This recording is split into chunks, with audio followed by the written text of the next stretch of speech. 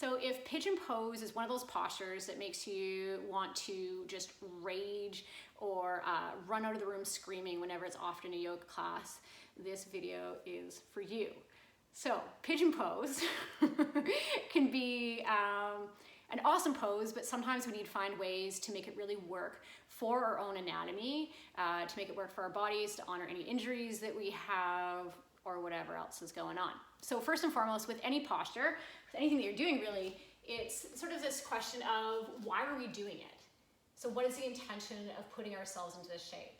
In pigeon pose, what we're looking for is a really great amount, like a broad amount of stretch through sort of the back of the hip, running around towards the side. So this is our target area. Target area is the outer hip. Definitely not a knee opener, so if your other joints of your body are sending you signals, or if you find something that's really sort of localized, you can point your finger right to it, that's often an indication from your body that we need to switch things up a little bit. So what the heck is pigeon pose? We'll demo coming into it, and then give some modifications from there. Often pigeon pose is accessed through downward facing dog.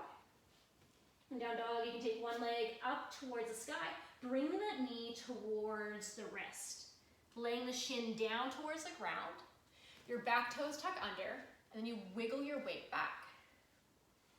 So often a cue that we hear in yoga classes, teachers will sometimes ask for the shin to be parallel with the front of the mat.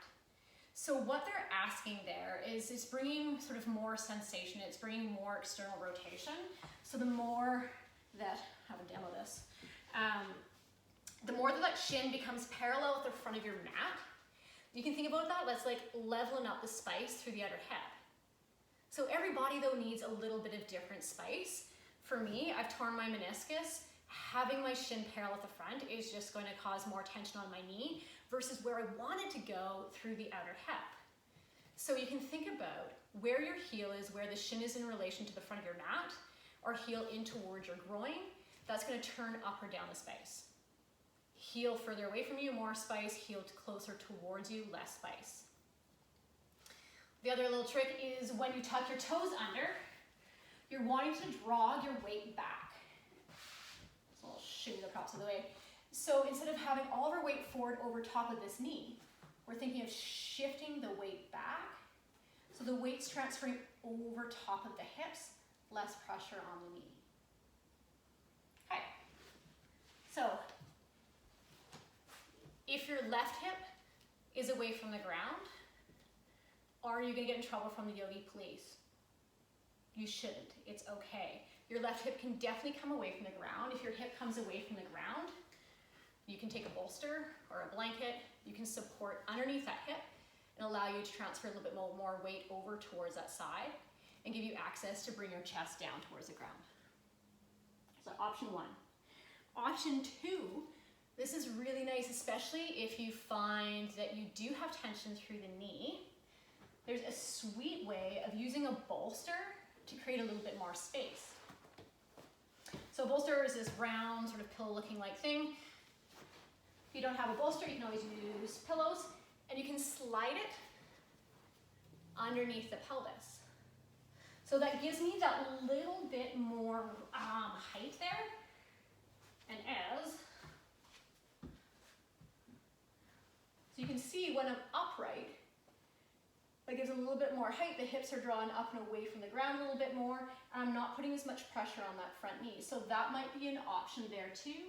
Chest can come down. For some folks, actually even angling their torso away from the knee is going to feel a little bit more comfortable. So a couple options to play with there. The last option in pigeon pose is if you do feel in both of those options, you're still feeling something in your knee that's not feeling quite right, is to drop that left hip all the way down towards the ground. So you're sitting right onto your left hip, bend your back knee. So the right knee bends, in my case, heel comes in towards my bum. So if you can see, hopefully you can see that in the camera, that kind of looks like there. Flex your front foot, lift the chest up, and you think about taking your breastbone down over top of your left shin. So again, remembering that the goal is that you're finding a broad amount of opening through your outer right hip that doesn't cause tension on your knee. So you can find different shapes in order to make that work for your body. Use different props. Feel confident to explore.